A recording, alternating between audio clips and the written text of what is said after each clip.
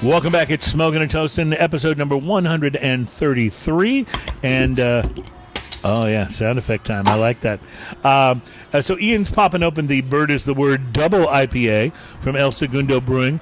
While that's happening, let me tell you about the Beverly Hills Health and Safety Commission, tasked by the City Council to study and develop a proposal that could ban the sale of all tobacco products in the city of Beverly Hills, voted last Monday to exempt cigar lounges from any kind of a measure like this by a vote of 4-1. So they voted to carve out the existing cigar lounges when they finalize the tobacco sales law. So there are three of them. I just want to point out the real news here, because sometimes you have the news and then you can read behind the news and see what the real actual news is. Mm-hmm. The real news here is someone in California has sense. Yeah, and amazingly, because I wasn't expecting it in a place where they're trying to ban all tobacco. I said, because I don't mean that about all Californians. I mean that about, any of the government of California. Let me expand on what you said here, Ian, because I think this is important. This is a quote from Gary Ross, who is the chairman of the commission, and Ian's going to show the Surfin Bird double IPA bottle there, which we'll get to that tasting in a moment. Gary Ross is the chairman of the committee that is working on this tobacco sales ban in Beverly Hills. Let me read you what he said, Ian, because you'll find this interesting. He says, I believe in a total exemption for the three existing cigar lounges based on their unique role in the city, based on the fact that they only cater to adults, based on the fact they don't sell cigarettes, based on the fact they don't cater to children and don't even let children in, based on the fact they leave a very small footprint. They're very noticeable. And as two people said today, if we're going after the cigar clubs, we're not being effective at eliminating the things from people that we're trying to keep them from, which is our children, ultimately. Someone in California actually figured out that children don't smoke premium cigars. I'm really surprised by that. That they figured that out? You're not surprised that children don't smoke premium cigars? Yeah, well, they figured it out. It's that they actually had intelligence and information and used it properly. Yeah, I know. It's amazing. So here's a guy who's the head of the committee that's supposed to be working on a tobacco sales ban, and he actually had common sense when it came to premium cigars. If only the FDA could follow suit. If only the FDA. By the way, the three cigar lounges that are excluded, Nazareth's Fine Cigars, the Grand Havana Room, which, by the way, is a very swanky sort of uptown Beverly Hills type place. Yeah, and the Buena Vista Cigar Club. That place is so cool. We've done a live show from, had a wonderful time, and we will be back at if we are visiting Los Angeles the again owners there were so anytime nice. soon. So nice. So I'm thrilled that they will not have to close down, because that would have shut them down. Not being able to sell tobacco products would have shut those guys down. So thrilled that that's no longer a thing. Yes, sir. Thank you. So, Ian, the Surfin Bird double IPA is from El Segundo Brewing. El Segundo is in California, and it says, we are stoked to get to work with a brewery that inspired us back when El Segundo Brewing was just a dream in a garage. The Surfin' Bird was drawn by legendary SoCal surf artist Steve Nazar, and you showed this to the camera earlier, famous for the Thrilla Crew. This hop combo of Citra, Laurel, and Idaho 7 will hit you like a double overload. South Swell. Oh, my God. I didn't read the last four words. Uh-oh. It says bird is the word. I totally would not have brought... I swear to you I didn't make this up. Like, I didn't read all the way to the end of that paragraph. I was looking for... Oh, well. So you did this to yourself. No, I did. I have no one to blame but myself. Pizza Port Brewing Company, Pizza Port, just like it sounds, and El Segundo Brewing teamed up for this, and now I'm going to have to really steel myself. So I have to tell you, the fact that they put bird as a word on there is a little too obvious. Mm-hmm. It's a little less than clever, but it's hilarious for our purposes today. Yes, it is. That's a damn good IPA. I got to tell you, I have to admit that it is. I see. Now I wanted not to like it Because it said "bird is the word." That is a damn good IPA. That is, and it's a double too. yes, and you can taste it, and it's got that malty, like right in the middle profile, and then finishes with that hoppy snap, but with a little dankness that's real good Yes. and doesn't leave you dry and. It's not a juicy by any means, No, but no. it's got a certain amount of that. The Citra hops, I think, give it a certain amount of citrusy vibe. And you're right; it doesn't leave you with that It's thick, resiny though. I mean, thing, though. It is. It is viscous for an IPA. You're right; it's thick for an IPA. Normally, IPAs are a little and it does come in a bomber, so.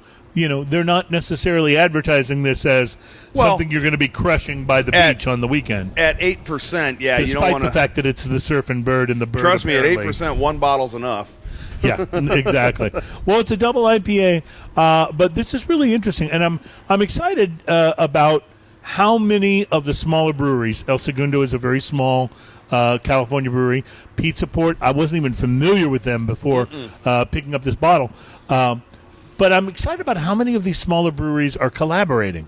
I find these collaborations to be very interesting. And there are some people who believe, I was reading an article about this earlier this week, there are some people who believe that it's the future of the craft brewing movement is the collaborations between different different breweries. Well, it's a beautiful part of the market because, I mean, you've got all these breweries that create their own, flagships for the brewery. Sure, yeah. Most breweries will have, at all times, they'll have an IPA and something on the lighter side and something usually on the maltier side. Mm-hmm.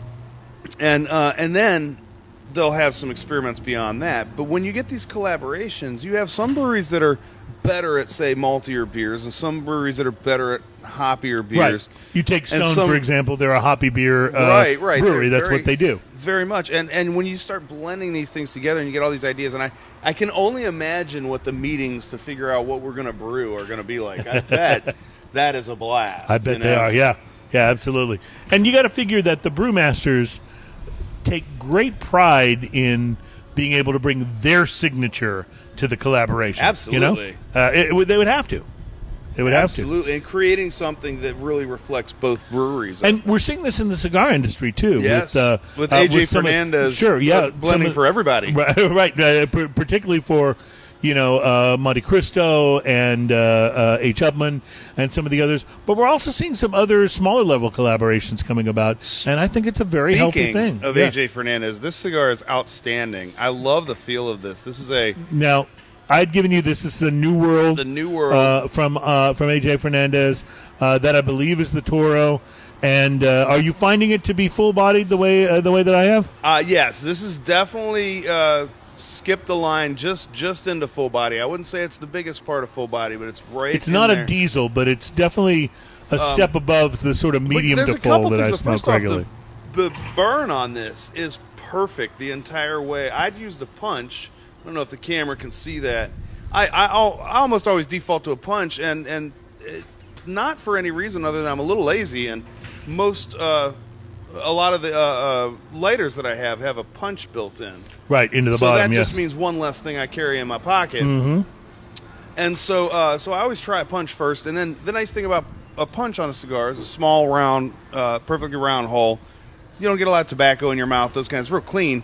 But if your draw isn't perfect that way, you can always follow it up with a clip and see if that opens it up. And I've had to do that a couple times, and usually it fixes the problem. This I did with a punch. The draw was perfect. I love the appearance of this cigar. The wrapper's a little kind of toothy, oily.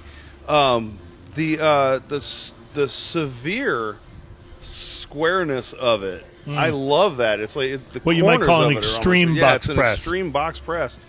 And it is just smoking outstanding. And the interesting thing about the profile on this is the profile was a little bit lighter on the initial light. Most cigars are usually a little bigger on the initial light. Mm-hmm. This one was a little lighter on the initial light, and then developed kind of more. Builds as it goes. Build into it. Yeah. And has just been a wonderful. I mean, there is an oaky richness to this, a dryness to the finish that I really like. Goes great with all the beers we're having, even with the IPA. Now you know why I'm a fanboy. Right, and because AJ knows what he's doing. He really does. He does. I mean, I will tell you that of all the cigar blenders that I've smoked, enough cigars to be a big enough sample. I think he's been the most consistent. Yeah. And that's one of the reasons that I'm a fanboy. And when I say most consistent, it just simply means that I'm almost sure when I take one of AJ's cigars and clip the end of it that I'm going to enjoy the smoke I'm about to light. Speaking of AJ, I almost put one in the humidor. I had one of the big Man of War Solomons, or Ruination Solomons. Yes. And I love that cigar. As big and ridiculous as it is, like size and flavor-wise, I absolutely love that cigar. Yeah. It's something you want to smoke when you're like, okay, I want something full-bodied. Yeah, it's not a first thing in the morning cigar. No, not by any means. And it's funny because we've met a couple of people that say, yeah, you know what, I like smoking a full or medium to full first thing in the morning. My you father still don't want to go that one. Yeah, first thing in the morning. You still don't want to go with that one, even if that's what you like. So, right. Well, I have to say I'm impressed enough with the Surfin' Bird that I'm going to forgive them those 4 words that I didn't believe were there and then discovered.